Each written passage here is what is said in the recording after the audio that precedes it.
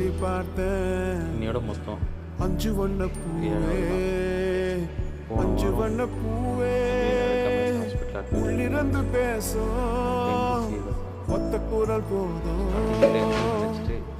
விரல் எங்க, கொஞ்சம் குரல் எங்க, அஞ்சுகமே கண்ணே, அஞ்சுகமே கண்ணே.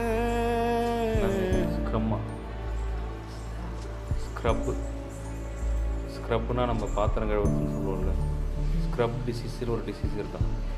அதுக்கப்புறம் கூகுளில் போட்டு பார்த்தா தெரிஞ்சுது அது ஏதாவது ஒரு பூச்சிக்கடி இல்லைன்னா ஏதோ விலங்கு சம்மந்தமான ஏதோ ஒரு சின்ன பாக்டீரியா போல.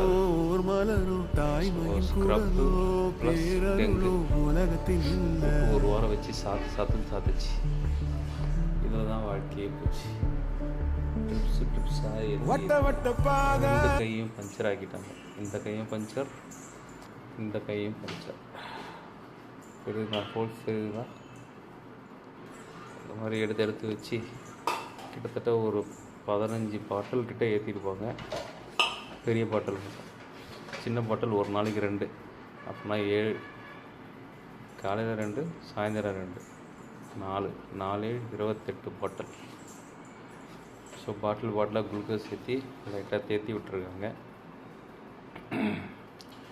ஒரு வாரம் எப்படி போச்சுன்னே தெரில.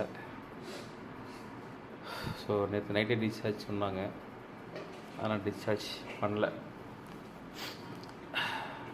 நான் ரொம்ப ஈவினிங் டைமில் சொன்னதால் காலையிலே போகிறேன்னு சொல்லிட்டேன்.